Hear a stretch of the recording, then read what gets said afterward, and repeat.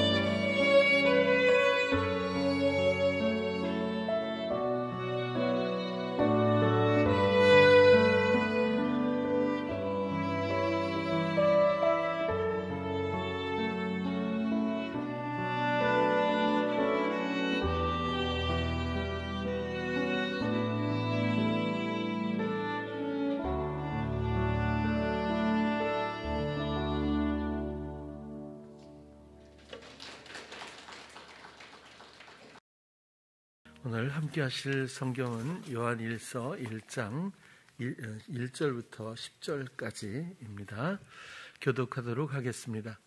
태초부터 있는 생명의 말씀에 관하여는 우리가 들은 바요, 눈으로 본 바요, 주목하고 우리 손으로 만진 바라.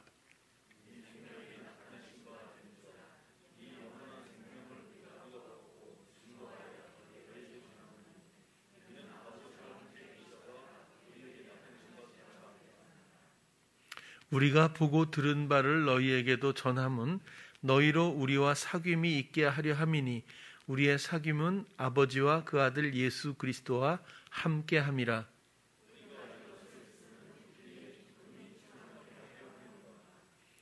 우리가 저에게서 듣고 너희에게 전하는 소식이 이것이니 곧 하나님은 빛이시라. 그에게는 어두움이 조금도 없으시니라.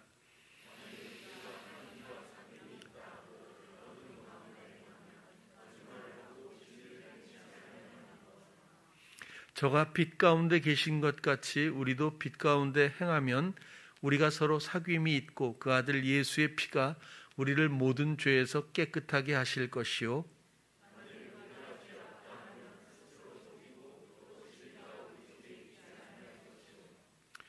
만일 우리가 우리 죄를 자백하면 저는 미쁘시고 의로우사 우리 죄를 사하시며 모든 불의에서 우리를 깨끗게 하실 것이요.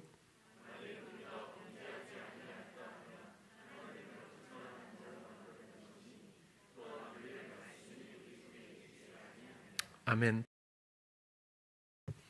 할수록 많이 느는 것 같아요.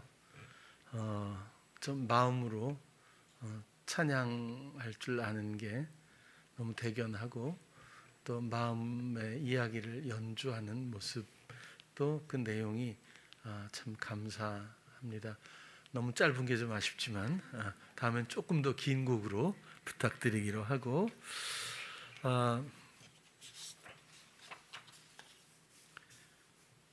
오늘은 요한일서 1장 1절부터 10절의 내용을 가지고 함께 나누도록 하겠습니다. 태초부터 있는 생명의 말씀에 관하여는 우리가 들은 바요, 눈으로 본 바요, 주목하고 우리 손으로 만진 바라. 굉장히 어려운 내용을 함축적이면서도 선명하게 말해주고 있습니다. 당연히 태초부터 세상이 창조되기 그 시간이 이루어지기 전부터 예수님은 계셨고, 그리고 그 생명의 말씀을 예수님으로 명백하게 소개하고 있는 시작입니다. 여기서 생명의 말씀, 이것이 복음에서 어찌 보면 존재감으로도 그렇고 가장 중요한 함축적인 설명이라고 말씀드릴 수가 있겠지요. 생명의 말씀, 그저 말하는 건조한 어떤 말이 아니라 그 말씀이 곧 존재이고 하나님이시며, 그리고 생명의 본체가 되시고, 그 생명을 최초로 하나님의 생명을 부여받은 분이 사람으로 말씀이 육신을 입고 이 땅에 오신 예수 그리스도라고 하는 것은 모두가 이미 익히 알고 있는 바입니다. 이 생명은 지금 우리가 누리고 있는 목숨하고는 당연히 육신적인 것과는 너무나 다르지요. 이 생명의 의미는 당연히 영적인 생명입니다. 그리고 우리가 지향하는 생명이죠. 또 이것은 부활의 생명입니다. 그냥 처음부터 주어지는 생명이 아니라 죽고 나서, 청산되고 나서, 전환된 이후에 부여받을 수 있는 생명으로서 이 부활의 생명은 오직 예수 그리스도만이 부여를 받았고, 또 예수님이 그 부활의 생명 가운데 나타나셔서 보여주신 여러 가지 사건으로 볼 때에 이 생명은 시공을 초월한다라고 이해할 수가 있겠습니다. 다시 말하면 시간에 구애받지 않는다는 말이고, 그 예수 그리스도가 원래 계셨는데 우리를 위해서 약속되고 그 원래 계신 예수 그리스도가 이 땅에 생명으로 오셨다기보다는 오히려 시간 차원을 배제하고 나서 우리가 추정할 수 있다면, 하나님이 스스로 몸을 입고 이 땅에 오셔서 우리 대신 죽으시고 다시 모든 사랑과 순종으로 말미암아 진정한 생명을 부여받게 되신 그분이 그 부활의 생명으로 다시 보여주셨던 것처럼 시공을 초월하고 시간 차원을 넘을 수 있다면 그분은 태초에 이미 계셨다라고도 말할 수 있지 않을까, 저는 그렇게 생각을 해봅니다. 이 생명은 하나님의 생명이죠. 사람들이 생산할 수 있는 생명은 전혀 아닙니다. 이것은 영원하다고 말하고 있고, 이것은 말씀으로 재창조된 생명입니다. 다시 말해서 하나님께서 재창조한 생명입니다. 그리고 말씀이 다스리시는, 이끄시는 생명입니다. 말씀이 사시는 데에 편승한 그런 생명이 되겠습니다. 이 생명 나무는 예수 그리스도고, 우리들은 모두 가지라고 하는 것도 다 이해하고 있을 줄로 생각합니다. 이 생명이 나타내신 바 된지라 이 생명을 우리가 보았고 증거하여 너희에게 전하노니 이는 아버지와 함께 계시다가 우리에게 나타내신 바 된 자니라.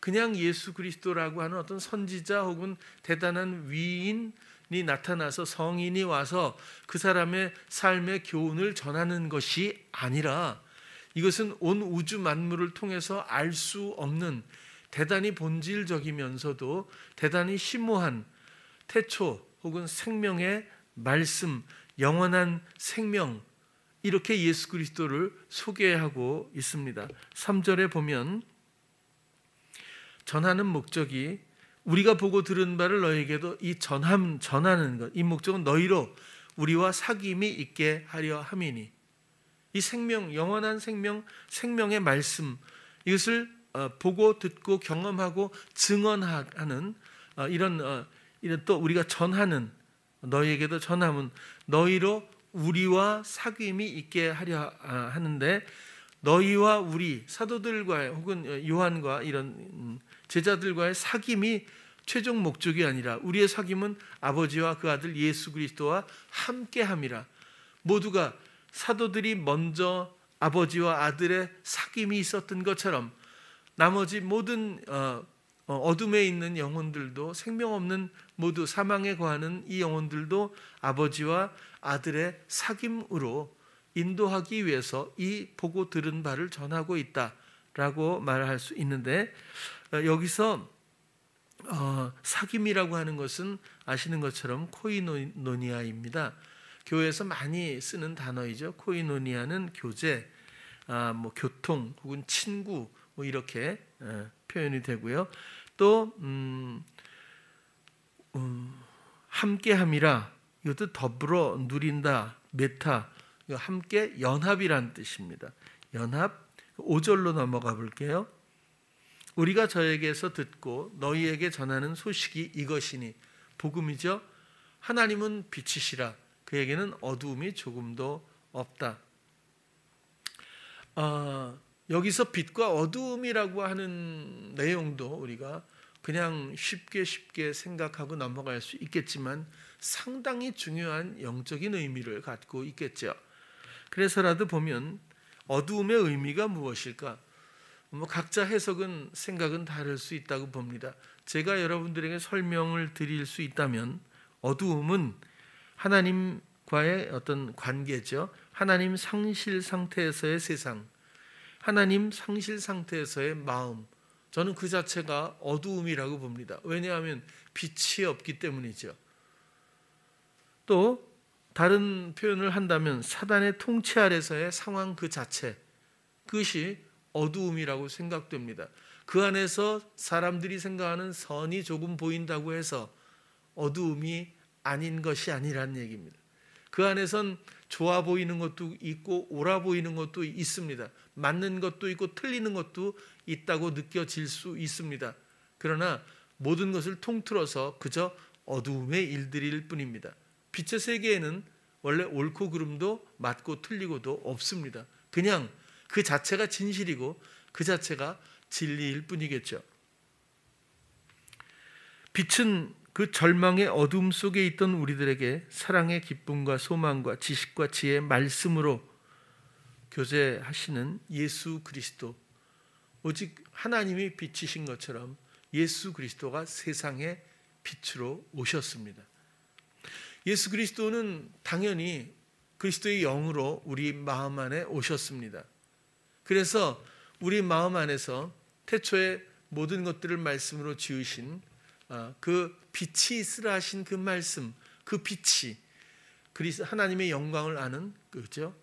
그리스도의 그 빛이 우리 마음 안에 비추었다라고도 설명하고 있지 않습니까?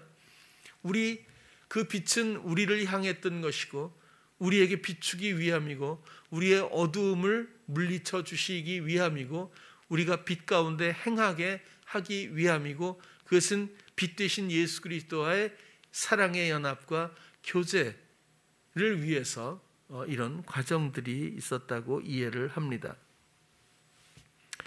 6절에도 보면 만일 우리가 하나님과 사귐, 교제가 있다고 하고 어두운 가운데 행하면 거짓말을 하고 진리를 행치 아니함이거니와, 자 6절에 행하면이 두 번 나오죠.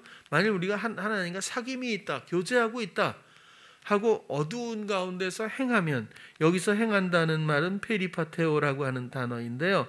살다, 행동하다, 따르다, 그런 거거든요. 어두운 가운데서, 하나님 상실 가운데서 사단의 통치 아래서 행하고 있으면, 이 페리파테오라는 말을 좀 더 깊이 찾아보면 걸으면서 이야기하다, 걸으며 가르치다, 이런 뜻입니다.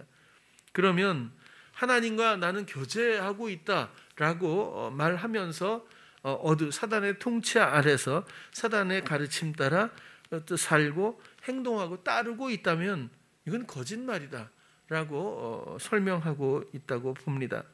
거짓말을 하고, 이 말도 찾아보면 속이고자 의도하다, 모르고 하는 거짓말이 아니라는 겁니다.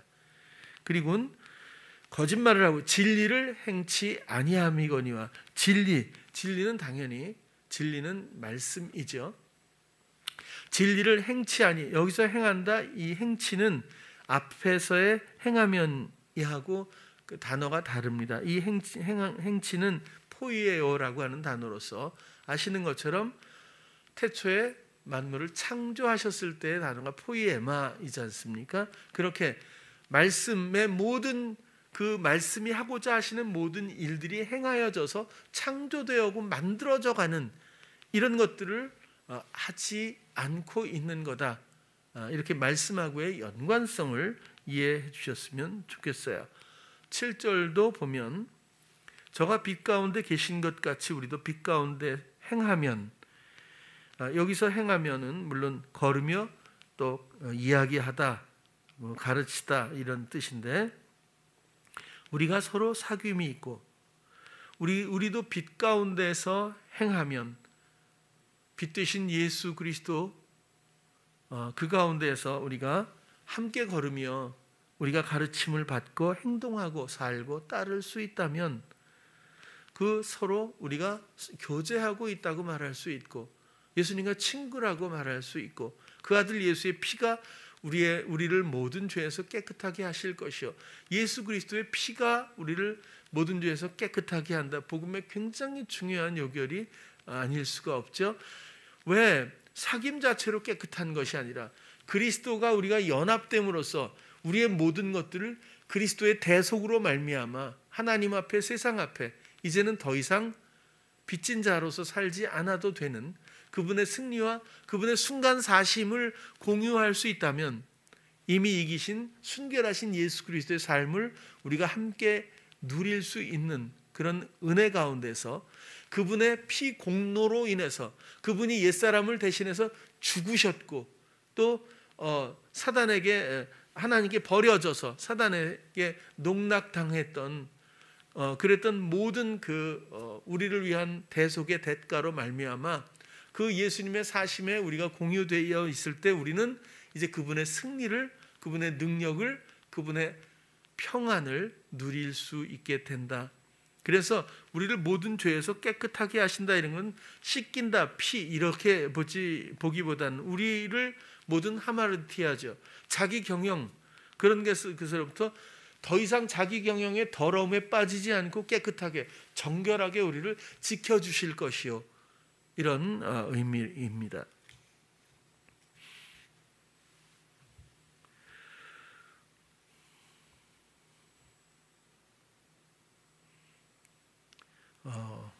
빛 가운데 행하면 서로 교제가 있고 비로소 아들의 피가 우리의 죄 하마르티아에서 아포 멀리 그 다음에 깨끗하게 하시고 순결이라는 뜻이라고 말씀을 드렸어요.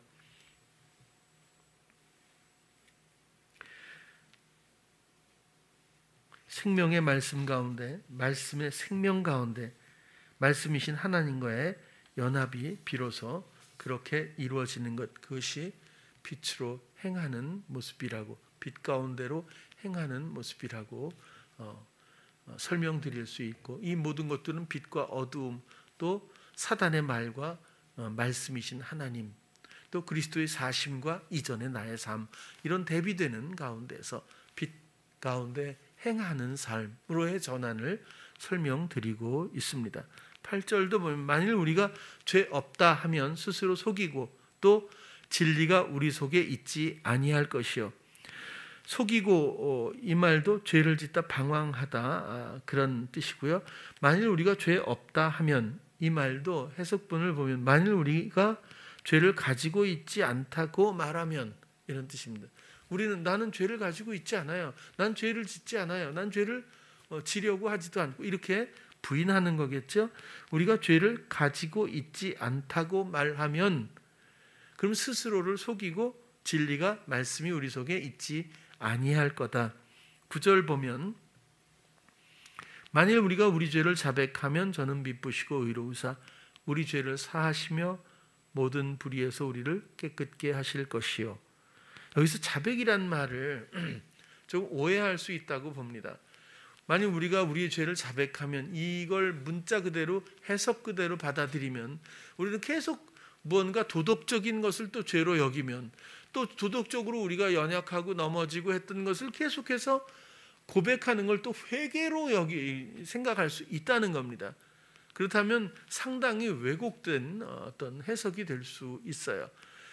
우리 죄를 자백한다 해서 이 자백이란 말은 호몰로게오라고 하는 이 단어인데요. 한 번쯤 설명을 드렸어요. 호무라고 하는 것은 동일한 장소에 동일한 시간에 함께, 이런 뜻이고요.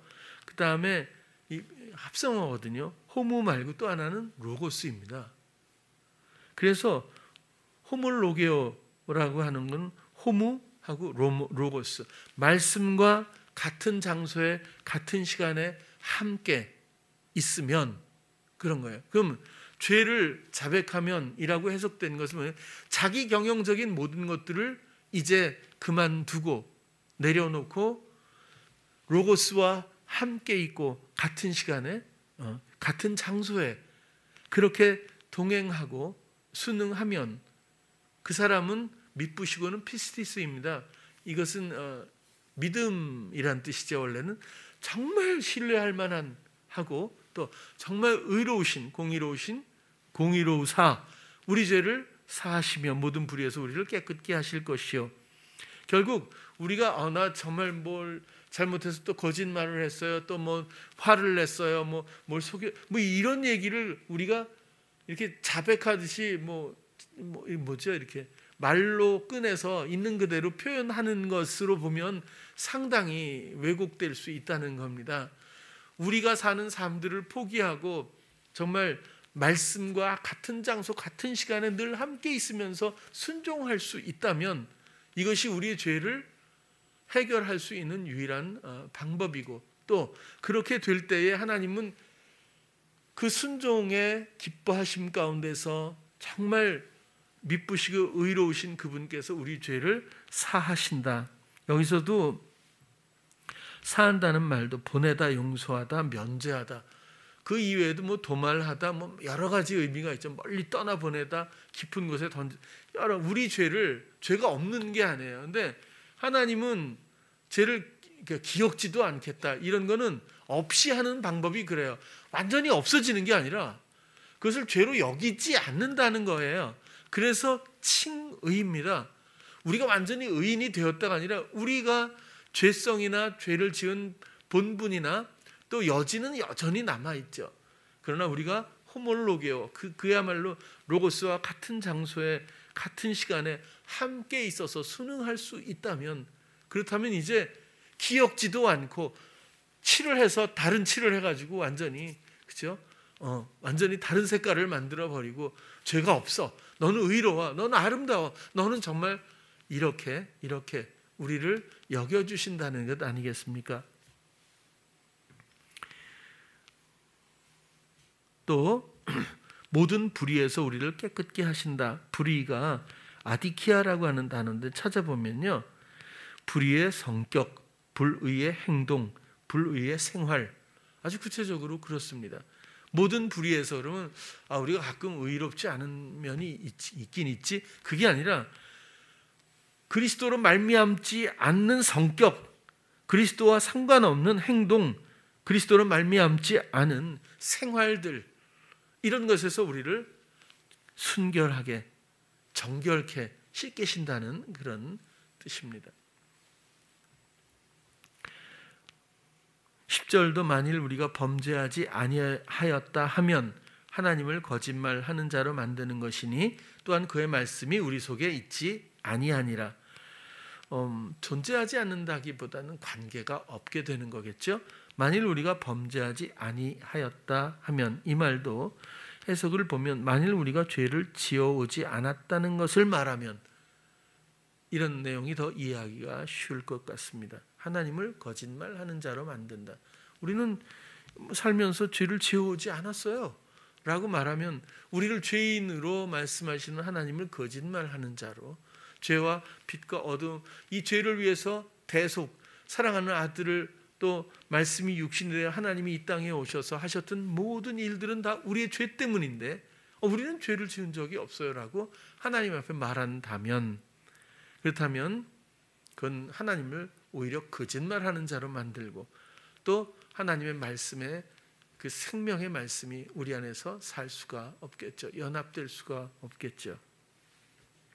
이런 이야기들을 요한이 1장, 요한일서 1장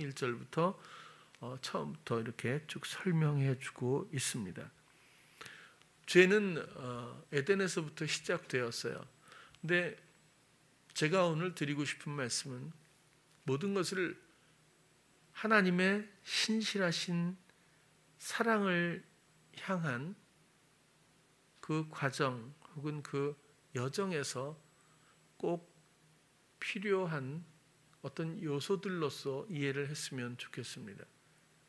내가 죄인의 또 죄에 빠져서 헤어나올 수 없는 연약함에 초점을 맞출 필요가 없고, 사단에게 늘 속아서 유혹에 빠져서 맴도는 것 같은 나의 모습에 또 초점을 맞출 필요가 없고, 사단을 대적하느라 일생을 낭비할 필요도 없다고 봅니다. 왜냐하면 이 모든 것들은 죄든 사망이든 어두움이든 사단이든 사단이 하는 모든 일이든 이것은 하나님의 사랑을 이루기 위해서 반드시 있어야 했기 때문에 하나님이 창조하셨다. 그런 관점을 좀 가졌으면 좋겠어요. 그렇게 해서라도 좀 자유했으면 좋겠어요. 뭐 마음대로 하자 이런 얘기가 아니고 붙들리지 말자 그런 뜻인데요. 에덴에서 시작된 죄의 사망, 이 사망은 모든 인생들에게 가장 심각한 문제가 아닐 수가 없습니다. 이 사망의 뜻을 영적으로는 설명드린 것처럼 하나님과의 관계 상실로서 뭐 당연히 분리 이렇게 말할 수도 있지만 관계가 더 중요하기 때문에 하나님과의 관계 상실이 곧 사망이다. 왜? 생명과 관계가 끊어졌기 때문에 사망이라는 뜻입니다. 그래서 하나님과의 관계 상실이 사망이다. 그러면 이 사망은 정령 죽으리라. 이것을 목숨으로 자꾸 생각하는 사람들이 있는 것 같아요. 안 죽었지 않느냐, 뭐 아담이 이렇게 얘기하면 굉장히 좀 이상해지는 것 같아요. 저는 그게 아니라 사망은 생명 없음이에요. 하나님과의 관계가 끊어졌다는 뜻 아니겠습니까? 그러면 그걸로 끝났나요? 아니요. 그 다음 뒷면을 보면 사단과의 관계가 시작된 겁니다. 그 다음부터는 모두가 사단을 듣게 되죠. 원래는 하나님과의 교제가 있었는데 이 교제가 끊어지고 이젠 사단의 통치를 받게 되는 것이 모든 영혼들이다. 그 시작이 에덴에서 시작된 거죠.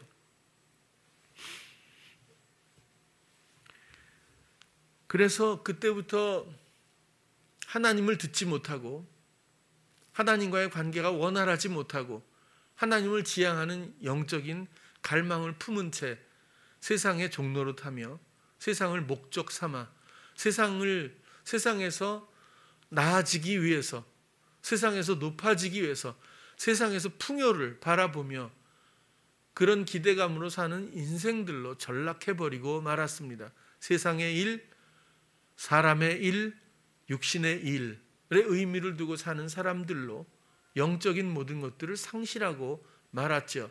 그 사람이 옛사람입니다. 좋은 사람도 있겠죠. 좋고 나쁨은 원래 사랑 안에 없습니다. 나쁜 사람도 있겠죠. 나쁘다는 의미가 과연 무엇인지, 그렇죠? 그러면 그 옛사람의 죽음이 반드시 필요하죠. 왜? 사단의 통치에서 벗어나 하나님과의 관계 회복이 되어야 하니까. 어두움에서 이야기하며 함께 걷는 사람이 아니라 이제는 그리스도와 이야기하며 함께 걷는 빛 가운데 행하는 자들이 되어야 하기 때문에 이 전환은 반드시 필요합니다. 그것이 회개죠. 회개가 단순히 내가 지은 도덕적인 것을 내가 말하고 이제 다시는 안 그럴게요 라고 하는 그 말의 내용이 회개일까요? 그러면 우리는 수없이 회개를 해도 끝나지 않을 겁니다.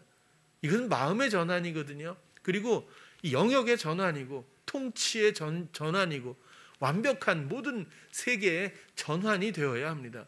그래서 유턴이라는 말을 하지 않습니까? 사망의 길로 가다 생명길로 다시 돌아와야 되지 않겠습니까? 하나님과 더 멀리 가던 그 발걸음이 이젠 아버지께로 돌아오는 걸음이 되어야 하지 않겠는가? 그것이 회개라는 의미라고 생각을 합니다. 이 옛사람 말씀으로 말미암지 않은 그리스도가 부여받은 부활의 생명에 동의하고 경청하고 응락하며 함께 걷지 못한 이 옛사람, 이전의 사람이죠. 이 옛사람의 죽음이 곧 또 다른 사망, 사단과의 관계 청산입니다. 그것이 죽음의 옛사람의 죽음의 내용이죠. 그리고 하나님과의 관계 회복이 복음입니다. 이 일을 우리가 스스로 할 수 있을까요? 우리는 어떻게 해야 하는지, 무엇을 해야 하는지도 잘 모릅니다. 이 모든 것들을 알게 하고 대신 대속하며 속량하며 우리를 위해서 모든 것들을 중보하신 분이 바로 예수 그리스도겠죠. 우리의 죽음도 우리는 우리의 마음을 드리면 완전합니다. 그리스도의 죽음 앞에 우리의 마음의 죽음, 이전에 듣던 이 내면의 내 성향적 소리, 내가 살아왔던 방식, 성격, 이런 모든 것들을 산제물로 드리고 이젠 부활의 생명으로 내 안에 오신 내 안에서 사시는 그리스도께 당신의 사심이 난 필요해요 라는 가난한 마음 가운데서 이제 내 생각이 아닌 주님의 생각, 내 마음에 원하는 것이 아닌 주님의 마음에 원하시는 것, 내 뜻이 아닌 주님의 뜻, 내 말이 아닌 주님의 말, 이 모든 감각을 주께 드려 공유된 교제 가운데서 그분이 행하시는 모든 것들에 대한 소망과 기대를 가지고 우리가 그렇게 가지의 역할을 할 수 있다면 우리는 의롭다 여김을 받게 되고 그분이 사시는 것에 값없이 값없는 은혜로 그 생명을 함께 연합으로 누릴 수 있다. 그것이 복음의 중요한 내용이라고 다시 한번 설명드릴 수가 있겠습니다. 생명의 말씀이 복음이라면 사망의 말이 죄의 근원입니다. 아까도 말씀드린 것처럼 이 불의의 성격, 성품, 불의의 행동, 불의의 생활이 우리를 아직도 얽매고 있는지도 모르겠어요. 그래서 아무튼 생각이나 말의 내용이 중요한 것이 아니라 누구의 말인가, 누구와 교제하고 있는가, 누구를 듣는가, 누구를 말하는가, 이런 것들이 영적으로는 정말 중요한 척도가 아닐 수가 없습니다. 여러분, 아까 사망도 그렇고 이 어두움도 빛을 알기 위해서는 너무 당연한 상대적 개념으로서 하나님이 창조하셨다고 봅니다.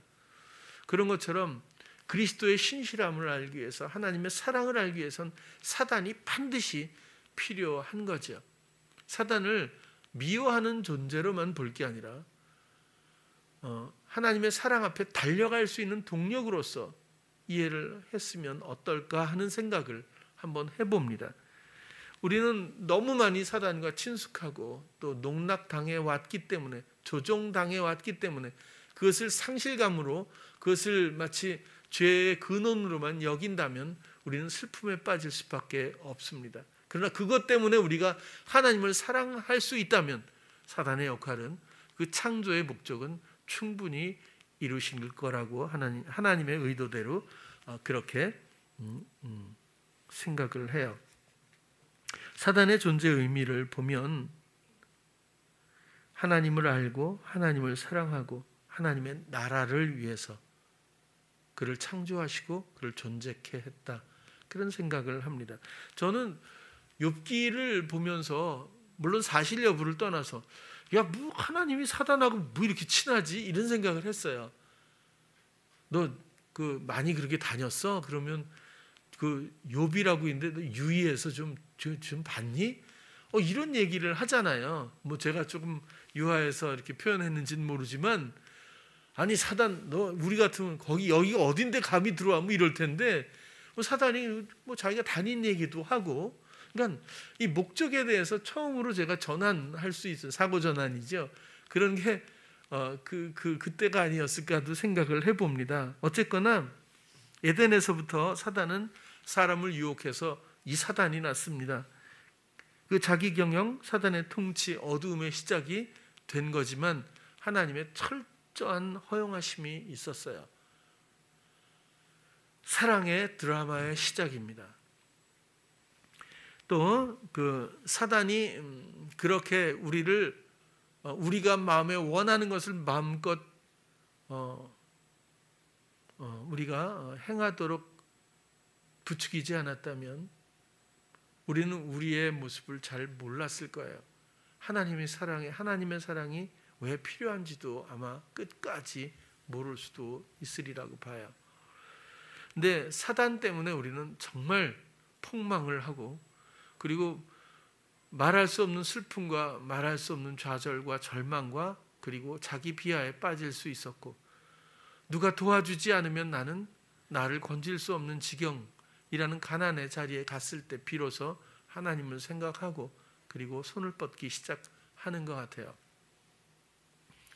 그런 경험들은 인생 가운데 각자 시기가 달라도 또 정도가 차이가 있다고 해도 모든 인생들은 그런 경로를 거친다고 보여집니다.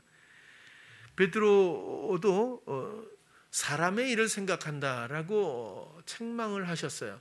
사단은 우리에게 계속 사람의 일을 생각하게 합니다. 그 사람의 일을 생각하는 것 반대편에 하나님의 일이 있죠. 우리가 사람의 일에 많이 빠져서 또 그 나름대로의 상실을 겪어봐야 그 나름대로의 또 실패를 겪을 때에 그 무게감으로 말미암아 하나님의 일에 대한 관심을 갖게 되는 것도 사실입니다. 유다를 통해서 사단이 예수님을 죽였죠. 예수님을 죽이기 위해서 유다를 부추겼던 것도 사단의 역할입니다. 그러나 정말 아이러니하게도 유다의 역할이 없었다면 복음은 없었겠죠. 사단이 그런 일을 하도록 창조되었다라는 생각을 하는 겁니다.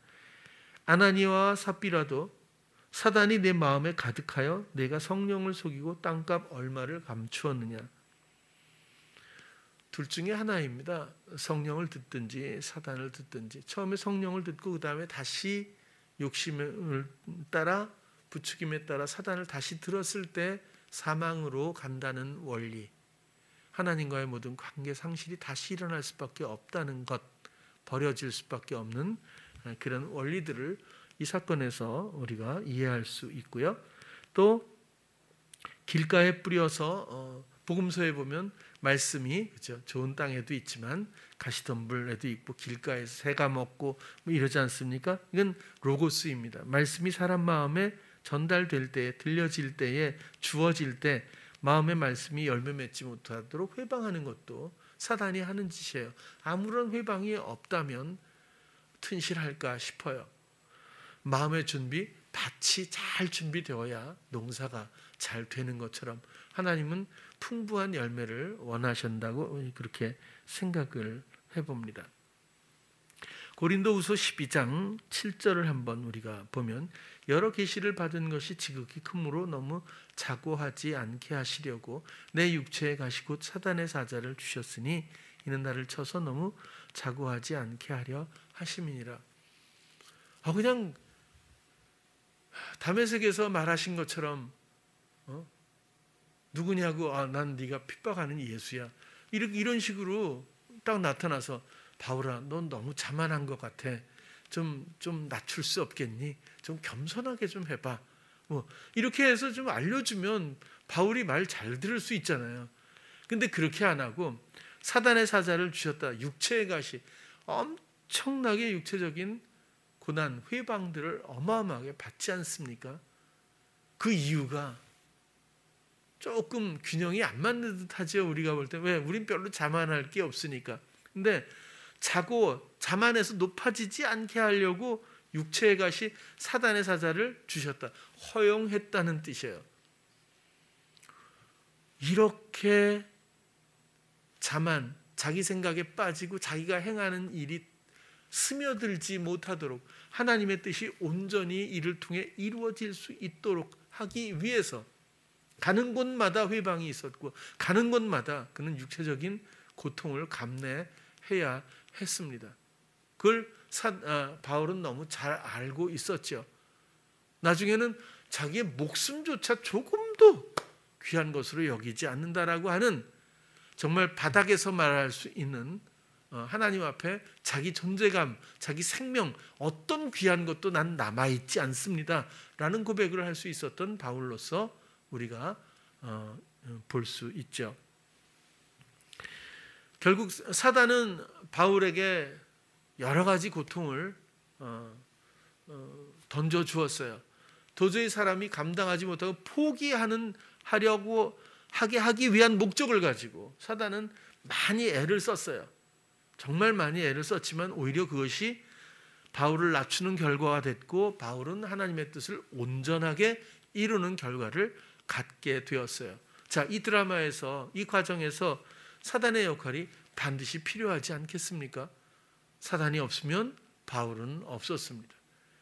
사단의 회방이 아니었으면 바울은 이렇게 빛나지 못했을 겁니다.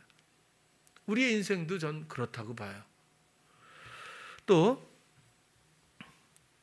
예수님의 광야에서도 우리가 다 감당할 수 있겠어요? 사단의 부추김을?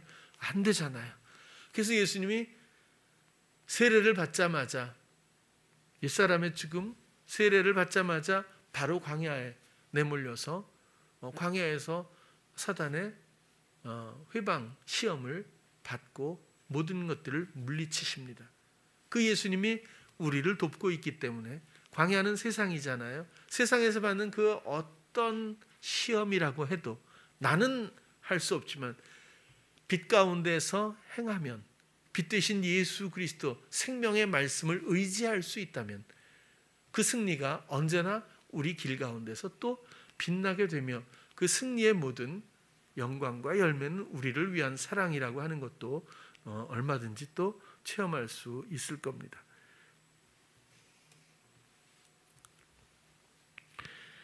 결국 아까 얘기했던 욥도 사단이 그렇게 회방하고 욥을 정말 그렇게 괴롭히고 죽이는 것 빼놓고는 모든 걸 했던 것처럼 하나님이 우리가 사단의 시험에 빠질 때도 그런 것 같아요. 죽을 것 같지만 끝내 하나님이 어떤 선을 그어 놓으셔서 정도는 있는 것 같아요. 피할 길도 있고 이길 힘도 주시고 해서 완전히 우리를 밟지는 못하게 하시는 보호하심은 있다라는 생각도 한번 해봅니다.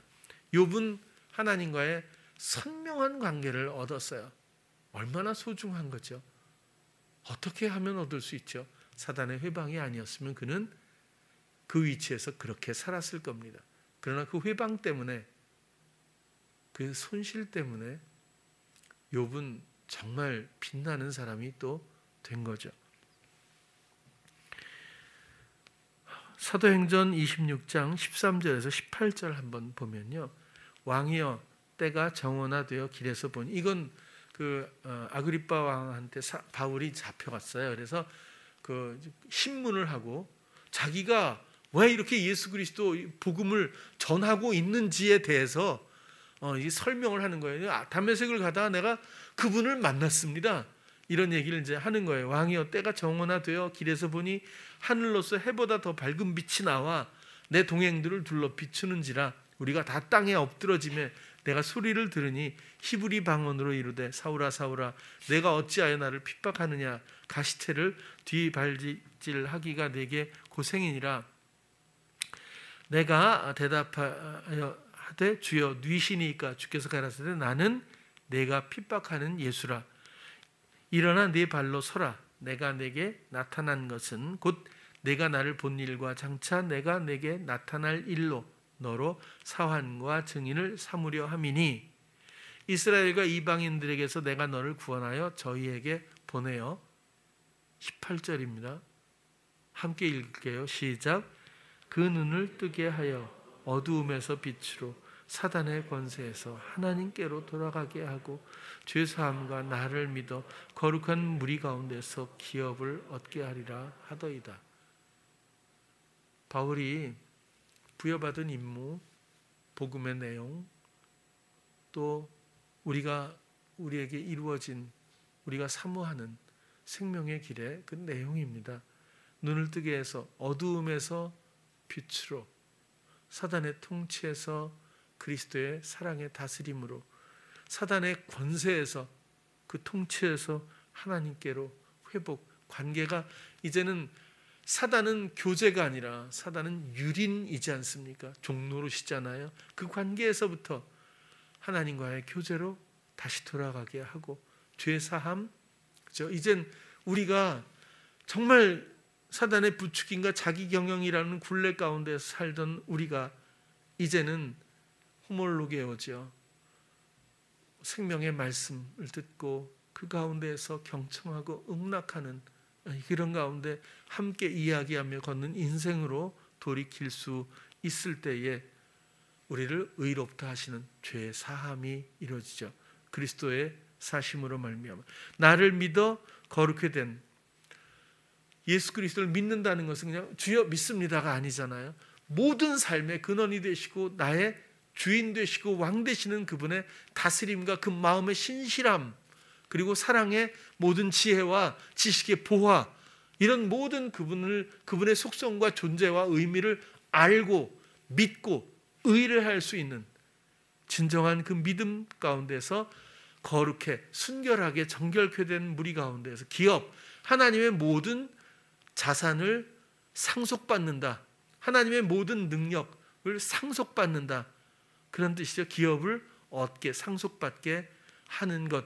결국 어두움에서 빛으로 사단의 통치에서 하나님께로 죄사함을 받고 순결하게 정결하게 그리고 하나님의 모든 기업을 상속받게. 이것이 하나님의 소망이고 하나님이 하신 일이고 이것이 복음의 구체적인 내용이며 다메섹 도상에서 예수님이 나타나서 바울에게 내 목적이 이거야. 네가 이걸 해줄 수 있겠니? 라고 말씀하고 있는 장면입니다. 이스라엘과 이방인들에게서 내가 너를 구원하여 저희에게 보내요. 그렇죠? 그렇게 해서 18절이 이렇게 예수님이 직접 해주신 말씀입니다. 우리는 결국 에덴에서 시작된 이 사망의 굴레와 죄성의 불의의 성격과 불의의 생활과 불의의 행동에서 아직도 자유롭지 못할 수 있습니다. 마음의 돌이킴이 명백하지 않을 수 있다는 뜻이죠. 우리가 주님을 사랑한다 말하면서 빛 가운데 행하는 것이 아니라 어두움 가운데 행하고 있다면 그렇다면 이것은 거짓말하는 사람이다 라고 말하고 있어요. 하나님의 뜻은 선명하고 빛 되신 그분의 모든 이루신 복음의 일은 명백합니다. 오직 나를 위해서. 그러나 우리의 생각은 늘 성품에서 주는 생각과 또 우리의 마음은 세상을 향하고 자식을 향하고 남편을 향하고 아내를 향하고 가정을 향하고 또 사업을 향하고 물질을 향하고 뭔가 이루려고 하는 성취를 향해 아직도 놓지 않은 어떤 그 무엇들이 각자 남겨져 있을 수 있습니다. 이것에 단절, 잘라냄, 죽음이 없이는 그렇지 않으면 빛 가운데서 행하지 못하고 호몰로게오 로고스와 생명의 말씀과 통행할 수 있는 기회가 주어지지 않을 수 있다. 그런 뜻입니다. 쫓겨난 많은 사람들이 슬피 울며 어두움에서 슬피 울며 이를 간다. 후회한다는 뜻이겠죠. 어두움에 머무른 채로 빛 가운데 진입하지 못했기 때문입니다. 우리는 어린아이들을 보면 저는 고등학교 때부터 해도 된다고 생각했다고 그랬잖아요. 근데 제가 정말 많이 잘못 생각했어요. 물론 마음은 된 것 같아요. 그러나 이 성품이 바뀌고 불의의 성격이나 생활이 이 방식이 의롭게 바뀌어지는 것이 얼마나 시급하고 처음부터 당연히 해야 할 양육이자 교육이라고 하는 것을 절실하게 느낍니다. 어린아이를 한 영혼으로 보고 그 아이의 생각이 주님의 생각과 맞닿게 해주고 주님의 마음을 그렇게 또 알게 해주어서 마음의 친구가 되도록 도와주지 못하면 우리는 직무유기가 될 수도 있습니다. 또 사단에게 빼앗기는 안타까운 한 영혼을 보게 될 것입니다. 에덴에서 시작된 그 죄와 사망의 일들이 내 대에서도 여전히 왕성해질 수밖에 없을 겁니다. 여러분, 그리스도를 듣고 그리스도를 감각하는 것이 어렵습니까? 이것은 쉽고 어려운 문제가 아닙니다. 원래 우리의 존재감은 원래 그것 때문에 창조되었고 우리는 그런 기능으로 전부 우리 내면이 이루어져 있다고 저는 생각을 합니다.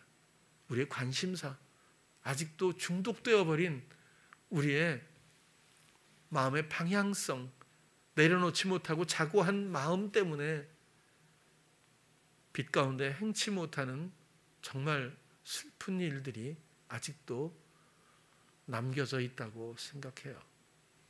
우리가 아이니가 오늘도 없죠. 아이니가 바이올린을 해줬잖아요. 근데 여러분들 듣기는 어때요? 톤이 조금 앞에서 듣기에는 좀 이렇게 높은 하이가 좀 있어서 약간 날카로웠지만 마음이 느껴지지 않습니까? 딱 와서 처음에 딱 연습을 할 땐 전혀 그런 마음이 없었어요. 전혀 다른 소리를 하고 있는 거죠. 그래서 제가 뒤에 가서 어깨 뒤에서 이렇게 조용하게 얘기해 줬어요.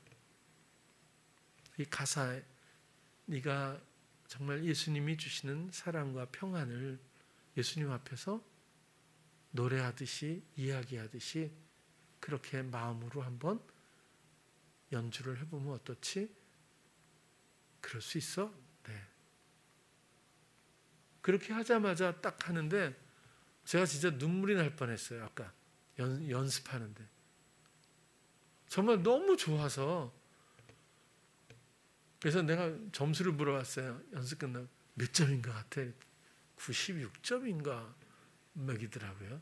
자고 한 건 아닌 것 같고 90. 그래서 제가 했어요. 야 인마 110점이야 그랬어요. 마음으로 주님을 생각하는 게 어렵습니까? 그분이 주시는 아름다운 이 유익을 느끼는 것이 어렵습니까? 사람이 무엇인지, 사람은 하나님 앞에 과연 무엇일까요? 사랑이라는 말 말고 어떻게 존재감을 설명받을 수 있겠어요?